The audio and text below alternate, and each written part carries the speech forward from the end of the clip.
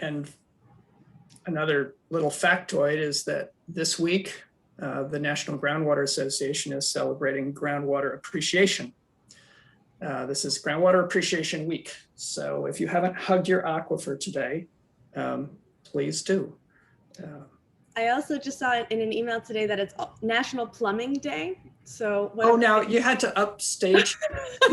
What a great day to celebrate pipes. Those are very important for groundwater as well. Yes. Well, last Friday was National Employee Appreciation Day. So we tried at the Chazen Companies, we tried to virtually take everybody out to lunch. We made a special effort to get everybody together over lunch hour and encouraged them all to order food from a local deli or something like that on us, and just sat and enjoyed the fact that if we didn't have great people working on all sorts of things across this country, we'd be in a sorrier state than we are. So so many things to celebrate. Well, welcome to the Philippines. Thanks for joining us. So I'll go ahead and just make a couple of quick announcements. My name is Emily Vale. I'm the Executive Director of the Hudson River Watershed Alliance. As you know, you're here. We do this monthly breakfast lecture series. Thanks so much to Russell for continuing to help out with these. As you all probably know, a year ago, we went virtual for the first time, just thinking back to that year. And thanks to everyone who stuck with us in the virtual form. Welcome to all the new people, especially the people internationally who've been able to join us. It's really great to be able to reach so many more people with this information. I wanted to share that we also have a student research speaker series. We've got an event coming up in a few weeks on nitrate and macrophytes in the Fall Kill in Hyde Park with presenters from Marist College. And a few weeks ago, the most recent event in that series, we had students and faculty from Siena College presenting on their wastewater surveillance program that's really been a student-driven monitoring effort, drawing heavily from the work of our speaker today, Dr. David Larson. So I'm going to put some links in the chat to see if you're interested in watching that recording or also registering for the upcoming session. So we're very, very pleased to have Dr. David Larson here today to speak with us. He's an epidemiologist at Syracuse University with an expertise in global health. Received his master's degree in public health and doctorate degree from Tulane University. And in the tropical medicine department. Began his career focusing on malaria and spent time living in Zambia but has been applying many of those same tactics now working at Syracuse University to understanding tactically and statistically how to track the disease that's been plaguing us here as well as across the world. He has established a coronavirus surveillance and control program at Syracuse University and led initiatives to establish a wastewater surveillance platform for the state of New York. So David, please feel free to fill in any gaps on what I said, but we're so happy to have you here today. The purpose of the Watershed Alliance, one objective is to disseminate knowledge that's actionable and educational for people in many walks of life. So thank you for being here today. The time is yours until 9:30. If you stop a little bit before 9:30, Emily or I will feed you questions that will be queuing up in the Q&A, and we will close sharply at 9:30. So David, thank you so much. Thank you, Russell, for having me, and Emily for having me here today, and I'm glad to be here. And so I'm going to talk a little bit about health security and how wastewater surveillance can enhance that and improve our lives. And my work is going to focus, or is what I'm going to talk about are lessons learned from about 9 months. Well, no, 12 months now. Sorry, it's March. 12 months of trying to respond to the coronavirus pandemic. You know, when the coronavirus first hit in Wuhan, I started watching with interest because it's a novel infectious disease, a zoonotic event, a disease that crossed over from animals, and it was interesting from a scientific standpoint. And I didn't think I had too much to offer for the public health response. And I quickly learned that the same problems that countries I've worked in sub-Saharan Africa, they face with malaria are present even today in the United States. And so started trying to figure out how could I help and in what way. And one thing I do know is the surveillance of infectious disease. And that's where I'll take you through here today. Let's see. And so, all right.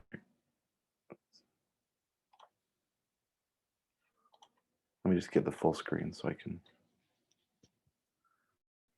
All right, let me know if the sharing didn't quite work. So within the infectious disease. David, it's a dark screen right now. All right, thank you. There you are. So I'll just leave it like this. It's okay? Yep. So with any infectious disease, what really matters is the transmission event, passing from one person to another person. That's the event we're trying to stop, and that's the event we're trying to control. And from a surveillance perspective or intelligence perspective, that's what we're trying to understand and document. And it's invisible, it's unobservable. And we only ever get indicators or clues that something has happened in the past. And so cases are reflective of transmission events having occurred in the past. But to become a case, you have to first get sick, and then you have to get a test and get diagnosed. And we know with coronavirus, there's about 15% of the population actually doesn't get sick ever. They just don't feel any symptoms.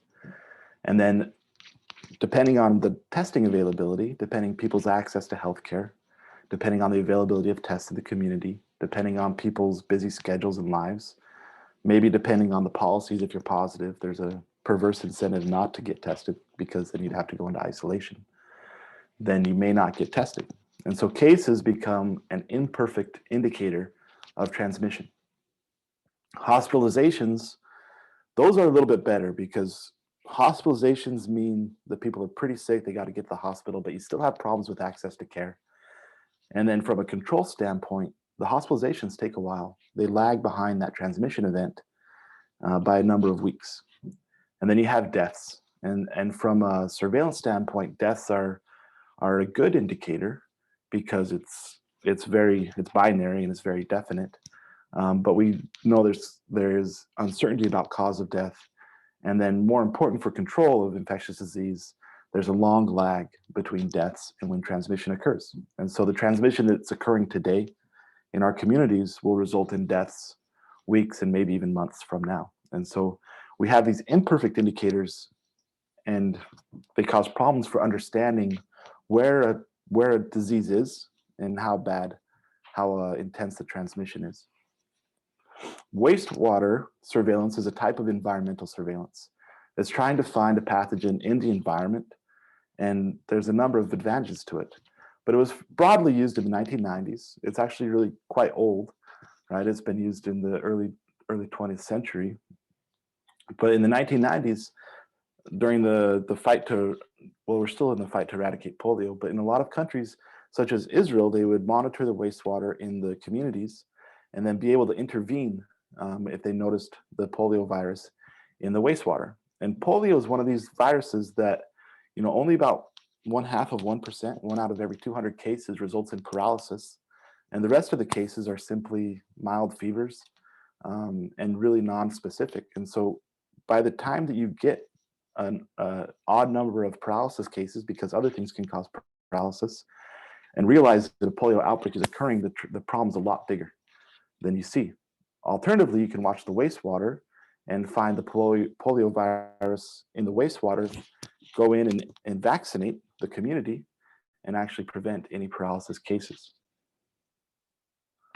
And so you take a sample from the sewage, you need to filter and concentrate that sample down, and then you test that for the presence of pathogens and then deploy. And the WHO has some great tools around how this has been used for polio at polioeradication.org. And there's a lot of benefits to wastewater surveillance. Everybody poops, so you have a representative sample of the population. It doesn't provide identifiable information, right? So you don't know, it doesn't stigmatize anybody. It's completely private, no problem. It's independent of diagnostic testing. And so that's independent of the availability of tests in the community. It's independent of health access. And then it's independent of symptoms. And then it's cost effective. You get one test for an entire community, and comparatively, you'd have to test maybe 400 people to get a comparable estimate of the transmission in the community, depending on prevalence and things. All right. And so the question is, can we add wastewater to our toolkit to understand transmission of coronavirus as a community level indicator? And so early in the pandemic, this was quickly noted that you could actually isolate wastewater or isolate the coronavirus RNA, fragments of it, not the live RNA. We don't think there's any live RNA in wastewater, right? We're pretty sure. But they are able to isolate fragments of coronavirus RNA in the wastewater as early as March of 2020. And then some of the early reports are that this measure actually tracks really well with transmission. So in Paris, the levels were highly correlated with deaths. Right? In New Haven, Connecticut, they predicted the cases almost 7 days in advance, almost perfectly through that first surge in April.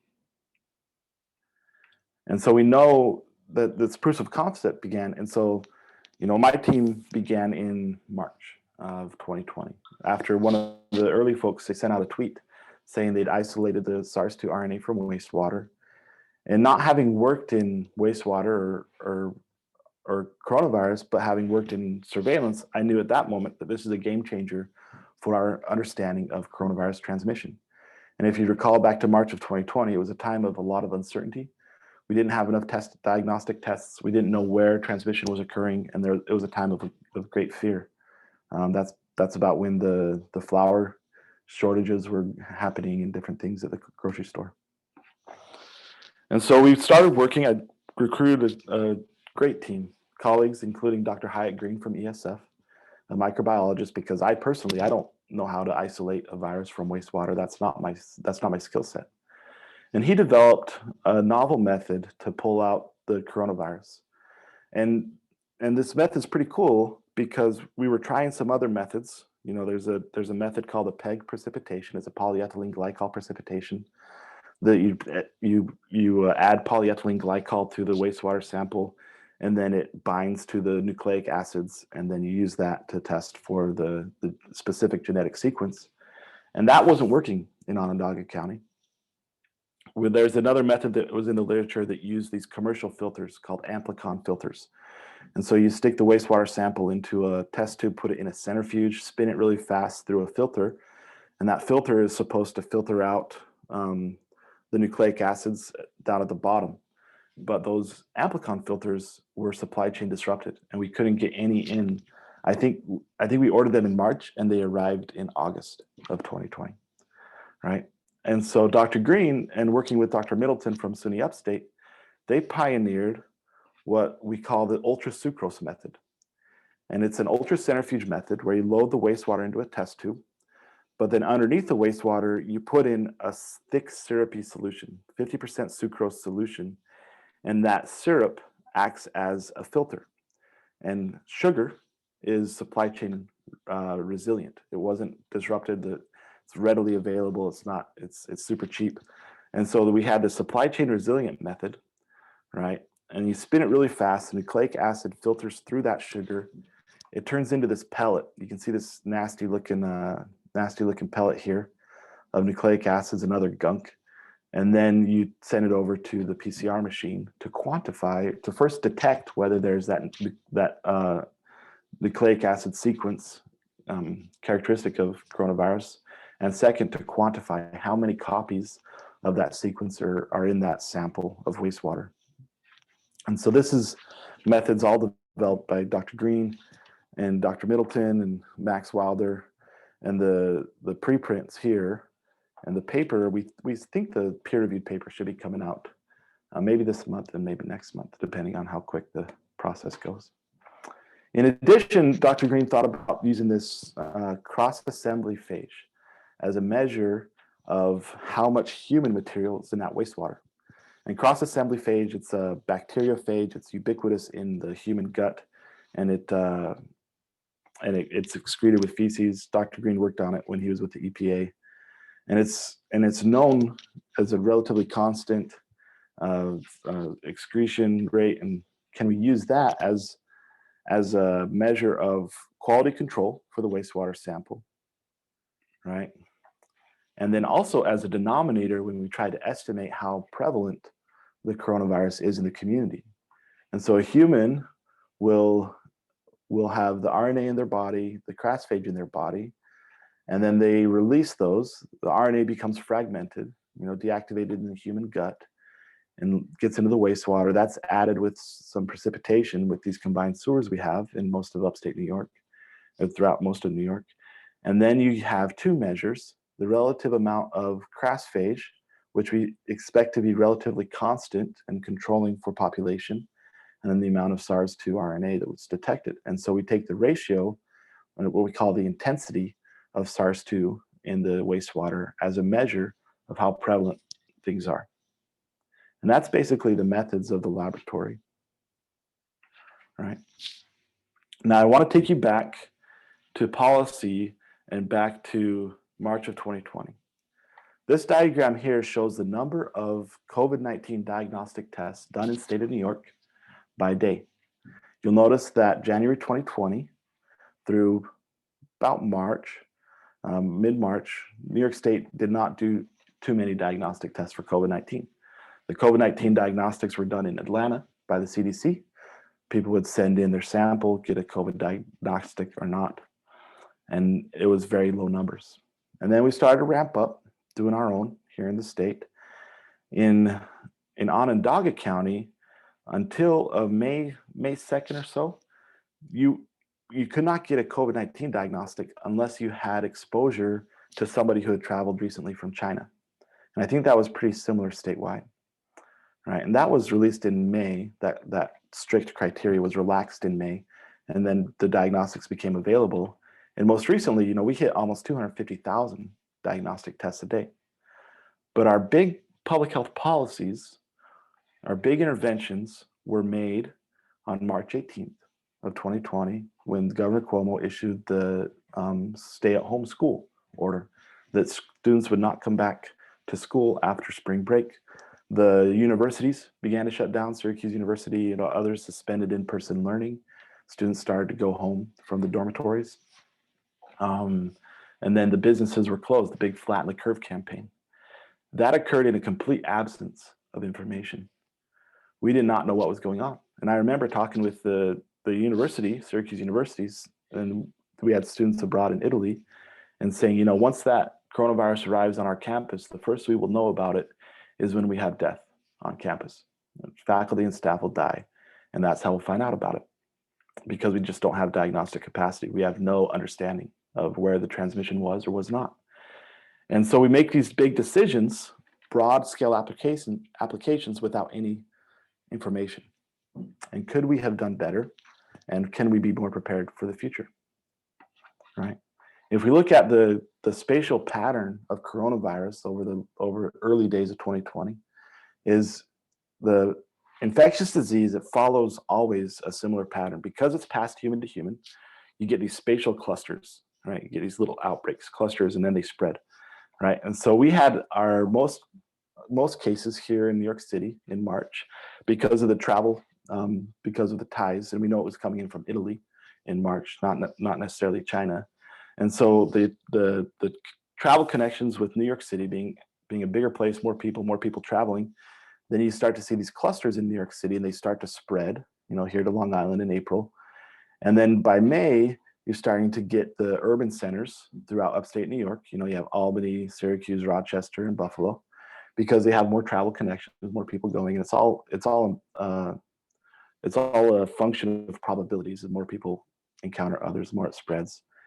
And then after the flatten the curve campaign, it's just kind of weird. We had an outbreak at a strawberry picking farm in Oneida County that made that the hottest spot in the state, and an outbreak at a apple picking farm, right? And it's just kind of widespread, and then every now and then these big flare-ups. But here, This top left graph is when the entire state shut down for schools. And I don't question that. I don't question that at all, given the understanding at the time. But I do question, can we have a better system to give us better intelligence for the next time this happens?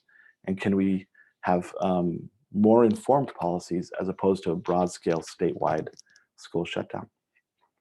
So here's a map of all the wastewater treatment plants, the municipal wastewater treatment plants throughout the state of New York. We have more than 600 of them. Now, if we had wastewater surveillance at each one, we would have good information for every single community that this map represents, more than 600 communities. That is and that's only with 600, it's like 630, I think, 630 tests, that's it, right? And you go back to how many diagnostic tests we were doing in March, and the genetic code of SARS-CoV-2, it was released on December 31st, 2019, right? Quickly, we had the IP2, IP primers from the WHO. Those were ready early February. And then the N1 and 2 primers from the CDC, those were ready in late February, but then those had some problems, right? And so we could have had wastewater looking for coronavirus in 600 different communities, probably by early February, mid-February, if it was a system that we had scaled and if it was working well. If we knew then what we know now, right? And so I'll talk you through some of the work that we've done in the state. We've worked in 14 counties with 24 different treatment plants and 76 different sewer sheds.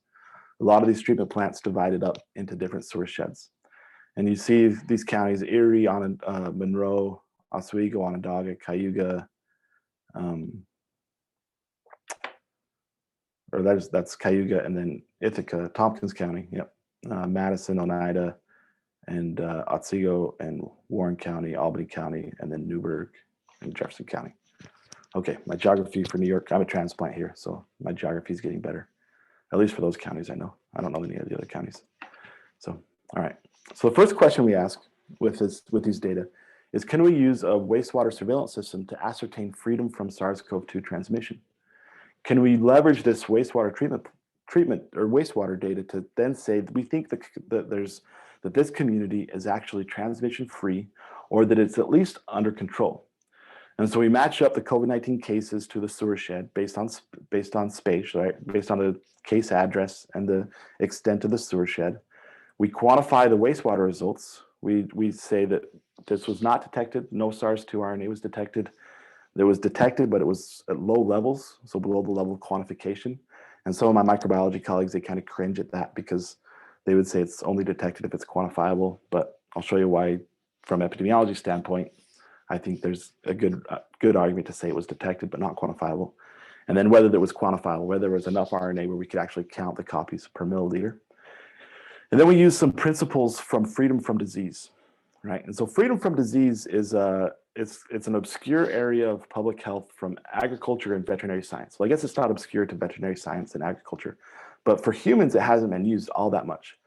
But in agriculture and veterinary science, you need to ensure that if you bring a herd to market, say you have a herd of cattle that you're bringing to market, you need to make sure that herd doesn't have pathogens such as brucellosis or mad cow disease or something else, because it'll affect all the other herds that are gathering at these big markets, Kansas City stockyards or something crazy. And so there's a way using probability theory, you actually estimate that the pathogens are not in the population. And that's different from human public health, where we try to estimate prevalence, how much of the pathogen is in the population. And so we kind of flip these probability estimates on their head. And these have been applied to malaria to try to document the elimination of malaria. And so we're going to pull these in also for coronavirus. All right. And so first we have to figure out, well, how sensitive is this wastewater surveillance? If we get a non-detection, how often does it actually mean that there were no cases? If we get a detection, what's our limits of detection in terms of cases in the community? And so this top left graph here, you see these different categories. You have not detected, detected, or quantifiable in the wastewater. And then on the x-axis, you have the number of COVID-19 cases per day per 10,000 population. It's a 7-day moving average, and it's 1 day following the wastewater sample. So the majority of cases when it's not detected, the majority of times there's actually 0 cases one day after. And sometimes there's a few, the mean here, or the median here is less than 0.25 per 10,000 population. Then there's a few stragglers. And so here we had cases that were not, that we had a number of cases, typically less than 1 per 10,000, but the system didn't pick it up in the wastewater. Now, if it was detected, you see a clear differentiation in the number of cases, and then quantifiable even more. And these cases here, these instances here where there were 0 cases, but there was quantifiable levels of wastewater, we suspect that's because there's just a lack of diagnostics. These instances down here are a little bit more problematic. And for these graphs, the size of the circle represents relatively how many people were tested in that sewer shed on that day. And the same holds true for test positivity. Less than 1%, the majority of time, less than 1% test positivity in one day following a non-detection of wastewater. And then it comes back and just increases. And so we can build these models where we say, well, what percentage of the time, what's our sensitivity and specificity for a non-detection of coronavirus in the wastewater? And here's the cumulative probabilities. You see there's a lot of overlap here, particularly because the case data is really messy because it's an imperfect data stream, but then also because the wastewater is not 100%, it's not 100% sensitive, that's for sure. And then we can build that. And so we estimate that 30% of the sewer sheds had 0 cases when they have a non-detect, and 70% had fewer than 2 cases per 10,000 population over a 5-day period. So that's less than 0.5 cases per 10,000. And we translate that to can the coronavirus transmission then be controlled with just contact tracing alone at those levels, robust and effective contact tracing. And then we can actually use subsequent non-detections to model the probability. And so if you don't detect coronavirus in the wastewater one time, there's a probability that you just missed it, right? If you go twice in a row, that probability you just missed it becomes less. And then multiple times, 3 times, 4 times, 5 times, 6 times, 7 times in a row, you're just not detecting it, then that probability drops, all right? And so here's the probability in Cayuga County through the summer that there was actually minimal transmission throughout the entire county. And so non-detection of wastewater, we estimate that it's about 20% probability from a single event that there's not transmission in the area. And then you get a cumulative probability twice in a row, three times in a row. So then you get subsequent here, and you're just building this case that actually coronavirus is under control. And over about a week, or over about 7 different repeated non-detects, you get to about 75% or higher probability that it's under control. And here's the case data from Cayuga, right? And it just looks really nice. The entire county had like less than 1 case per day throughout all of August. And what you do at this point, in my opinion, you visit grandma, right?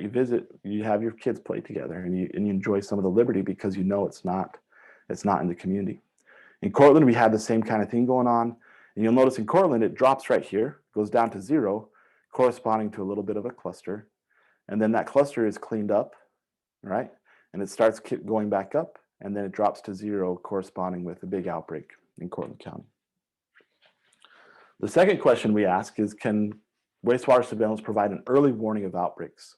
So here we pulled 3 different communities with SUNY schools, Oswego, Cortland, and Oneonta. All 3 of them had outbreaks in the community following the return of the SUNY students. And we matched the timing of the first detection and quantification of coronavirus RNA in the wastewater to the beginning of the community outbreak.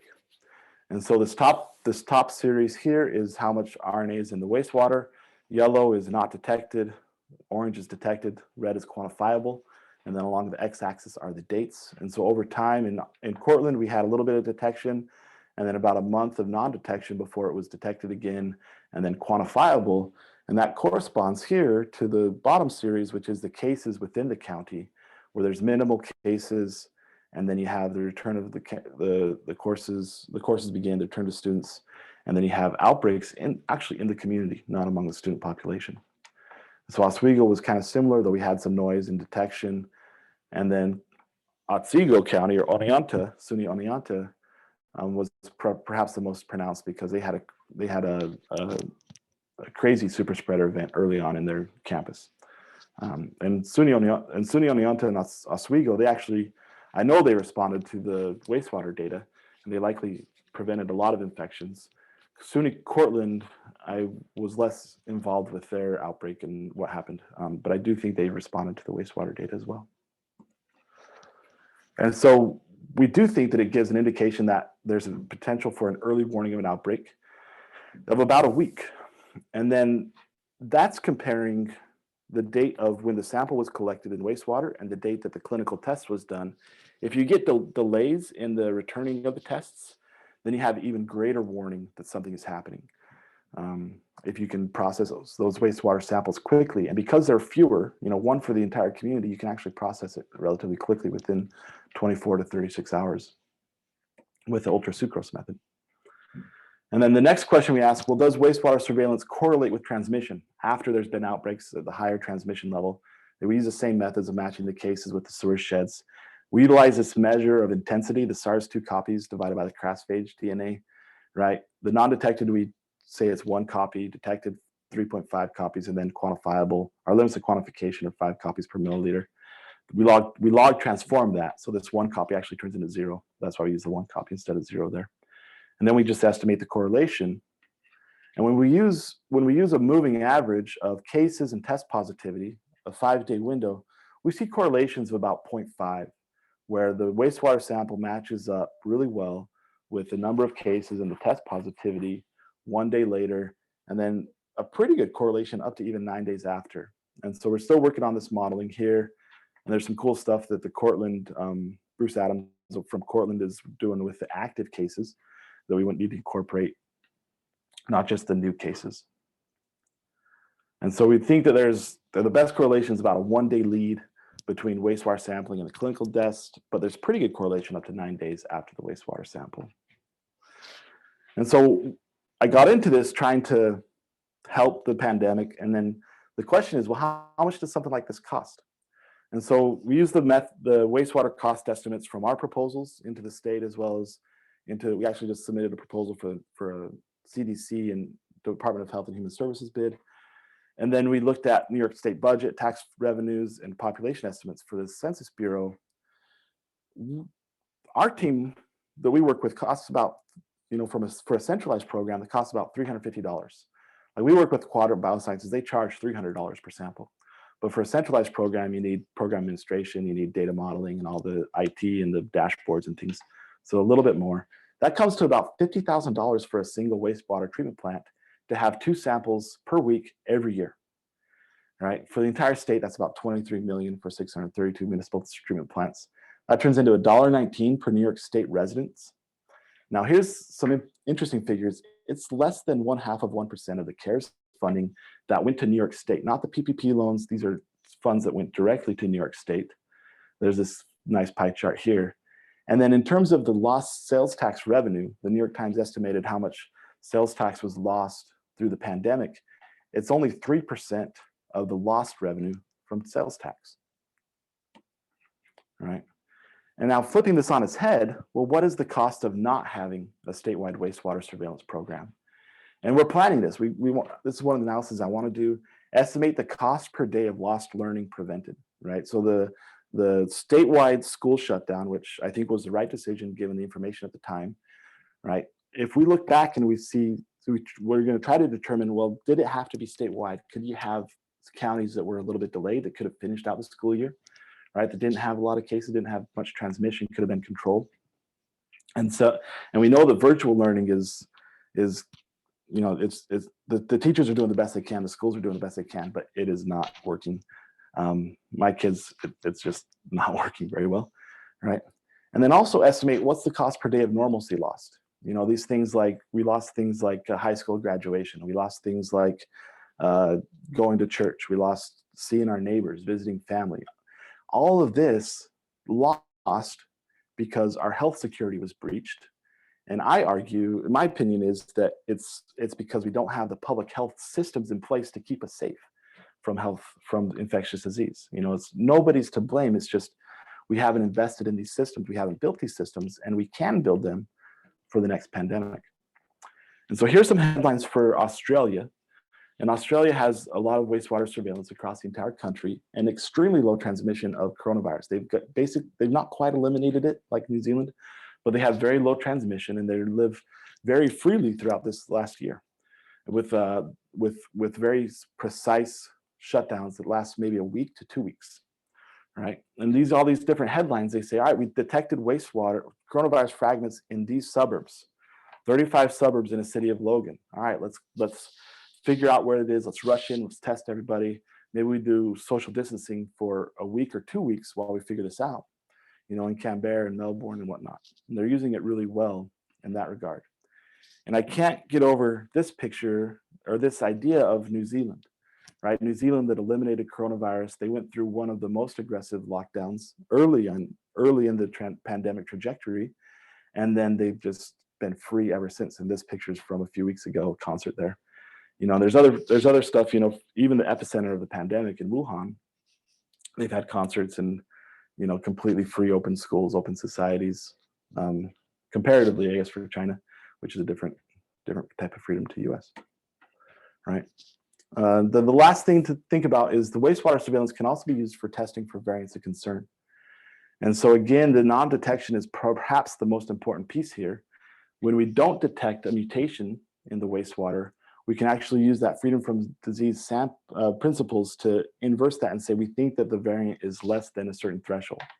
And so from January 17th to 24th, here's the map of incidence of coronavirus throughout the state of New York, the hotspots here. And then that's inversely related to the confidence we would have or the threshold of variant prevalence. And so in areas with very high incidence and we don't detect the prevalence, then we're pretty confident that it's really low. In areas of low incidence where we don't detect the variants, then it's less confident and the threshold's a little bit higher. But we estimate about 10 to 35% is that threshold. And from a public health perspective, we're really concerned about variants as they reach that 15% to 20% of the prevalence. Before that, we're watching them and seeing how quickly they'll rise. But just because you detect a variant doesn't mean that that variant has then become a problem. And then recently, Houston, I think this is from 2 days ago, Houston just released their Department of Health that the UK variant has been detected in wastewater throughout the city since February 8th in some areas and February 22nd in others. And it's a little bit disheartening given their relaxation of the mask mandates and their belief that the pandemic is behind us. And so conclusion, wastewater surveillance is perhaps the best method and can most rapidly and cost effectively measure community level transmission at wide geographic scales, right? It's useful for confirming the absence or the control of transmission. And that relates to freedoms and liberties that have all been curtailed over this last year.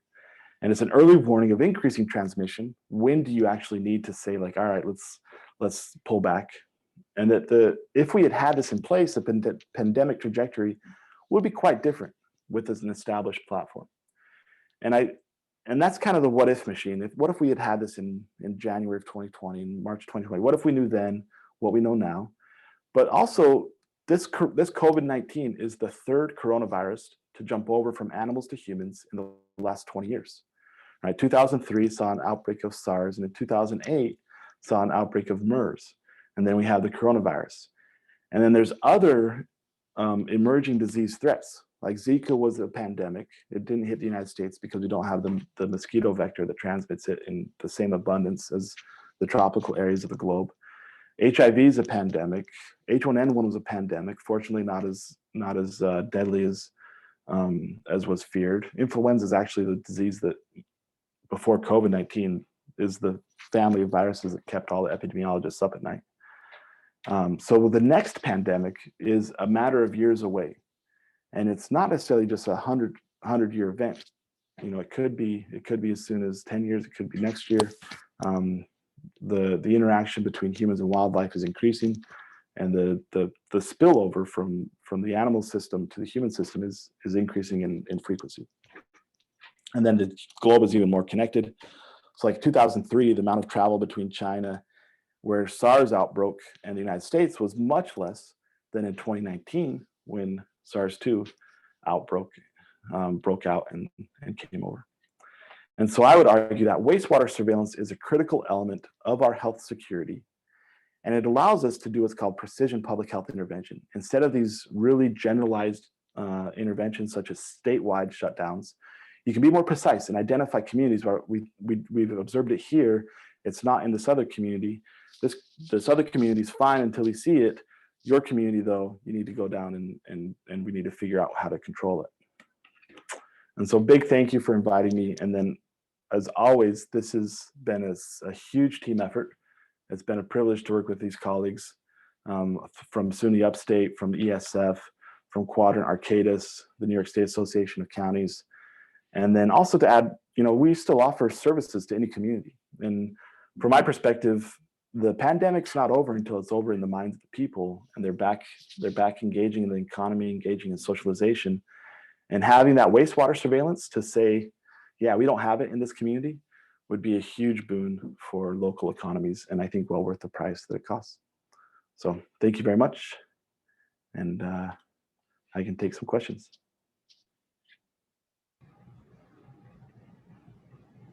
Great. Thank you so much, Dave. That was really fascinating. And for a couple of people have asked, yes, we are recording this. We will be sending this out as a video later on today. While you're putting your questions in the Q&A, I'll also add that, we have that case study from Siena College of how this is being implemented at a much finer scale. So I think it's really helpful to hear the statewide perspective, the county perspective, and then we've also got that as an example. Okay, a couple questions have come in. Can we really expect societies to respond well to early warning any better than they respond to full-fledged raging case numbers? Your observation of our lack of public health culture might be really the most significant factor. Yeah, this is a really interesting question, right? And I humbly suggest that there may be some differences in the way that we're thinking about public health response. And so throughout this pandemic, our public health systems have placed the burden of fixing the pandemic onto the people and say, we have to social distance, we have to stay home. That is a panic measure. That is not a public health system that any public health person would plan. It's not the responsibility of the people to stay home. It's the responsibility of the system to keep the pathogen out. Now, how do we keep a pathogen out early? Right? And we're not talking about what's happening in April. We're talking about what's happening in January, February, and March. And the first thing we need to know is we need to know where the pathogen is, where it is not, and we need diagnostics to do that. And so with wastewater surveillance, that quickly gives you a broad spectrum of where the pathogen was and was not throughout the state. The second thing is we need to have systems that can actually go in and do the contact tracing, right? We scaled up contact tracing in New York State.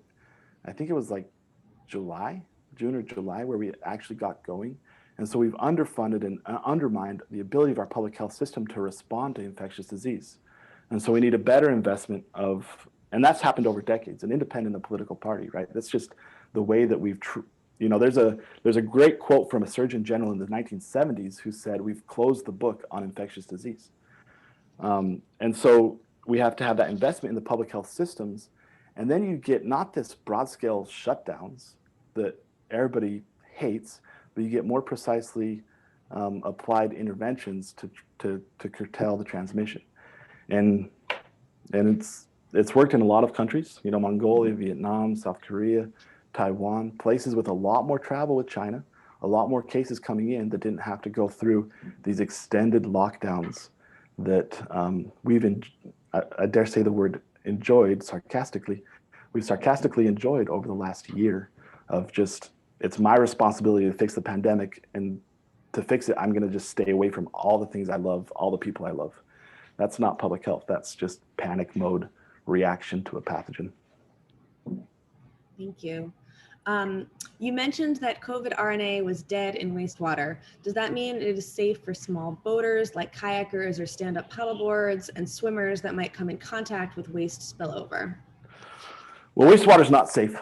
I wouldn't want to come in contact with spillover from wastewater in general, but the coronavirus is inactivated in the gut, except in severe cases of severe diarrhea. Really watery diarrhea can be excreted in live form. And so we don't expect any meaningful risk to wastewater treatment plant operators and to downstream discharge of coronavirus. Now, there's other things in wastewater that make it a risky proposition to contact. Thank you. Is New York State implementing a statewide wastewater surveillance program based on your pilot project?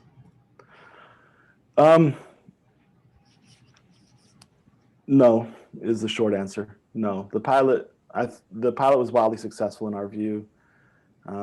We had challenges because this is a new data stream and local health departments are a bit overwhelmed, especially through the fall with contact tracing and now with vaccine distributions. They don't quite know how to use the data, and the wastewater surveillance becomes less useful as transmission increases, right? So you have the wastewater says it's going up, and the people are like, yeah, it's going up. We know we get hospitalizations and cases and deaths. It's the most useful at the early, right, in low transmission areas, and it'll be most useful at the end when you're documenting the end of the transmission. And so the state hasn't picked this up, maybe because of the cost and the funding situation.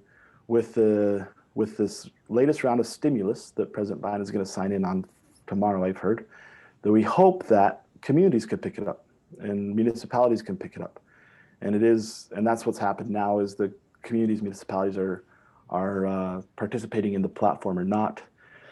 New York City, they have their treatment plants are doing this. And then there's other folks that are not working with us, are working with other labs that are doing this. And I'm working with the state to try to bring everybody together and build a network as opposed to a platform, decentralized. And so, yeah, so hopefully we get there, but it hasn't happened quite yet.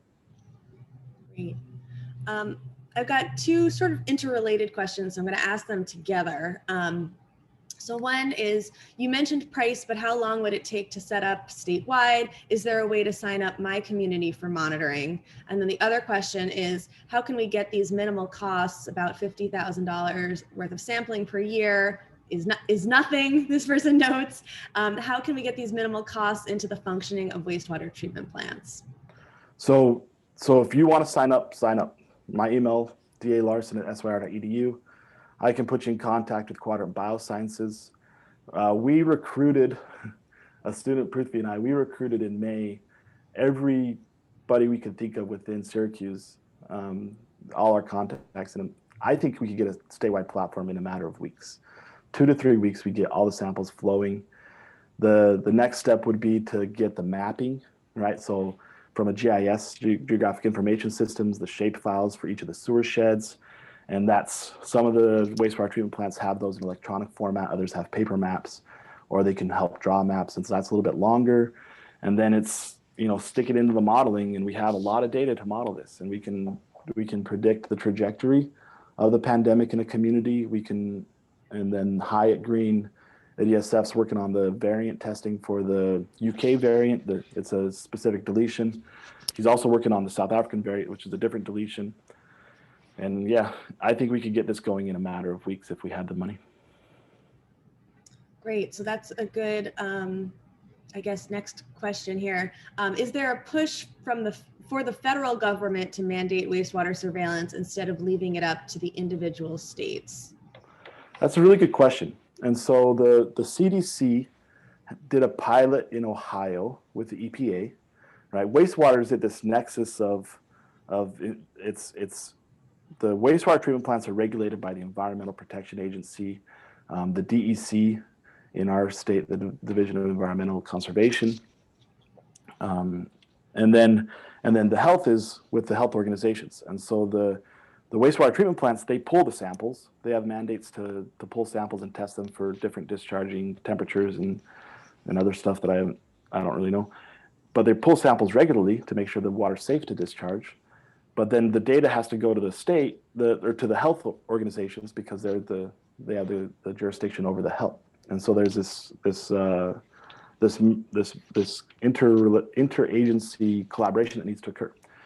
Now the CDC and the Department of Health and Human Services, they've said they want to scale, and they've proposed a national wastewater surveillance platform, but they're looking at only 300 treatment plants right now over the next couple months. And whoever wins that award, it was just bid on a couple weeks ago, and our team, we paired with 120 Water on that bid. We'll see they think that tomorrow they'll find out if they want it. But that's 300, and there's like 15,000 treatment plants under the jurisdiction of the EPA nationwide. I agree that it would make a whole lot of sense to have a national level.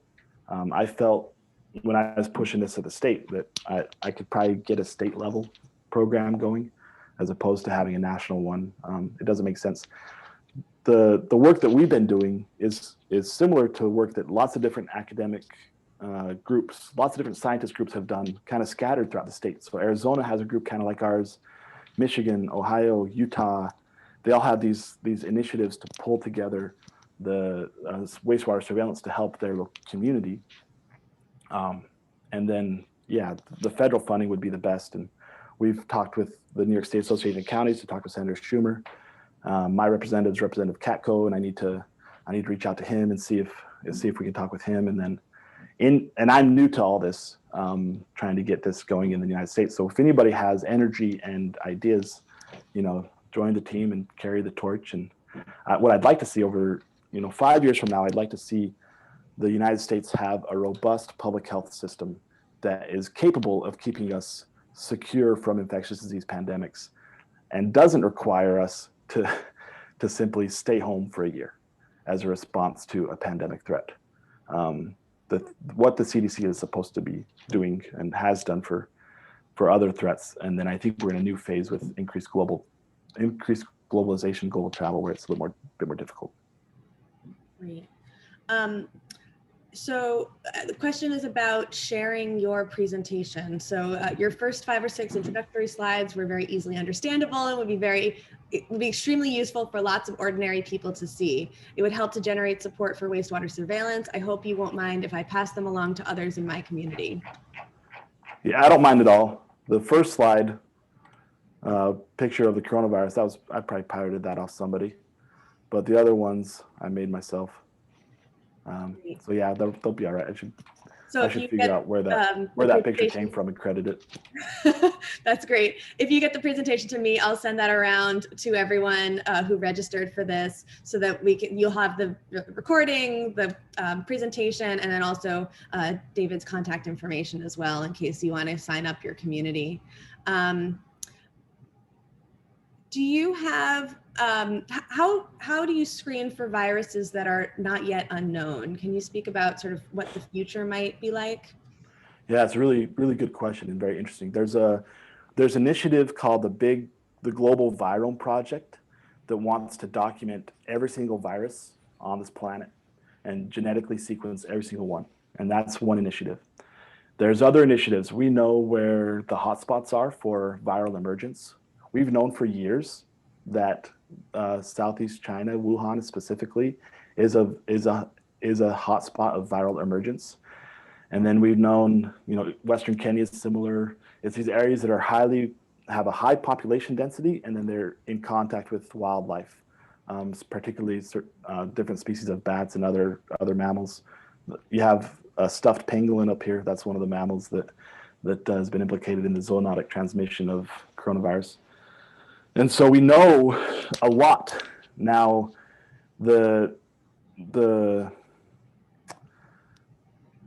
if we take a stance similar to what we've done with our physical security, geopolitical security, and terrorism, where the United States fights terrorism overseas. So all these overseas conflicts that are frustrating and loss of life, those are a response to terrorism that doesn't come to the United States. We're engaging with terrorism in the countries where the terrorists are rising. And we can take a similar stance.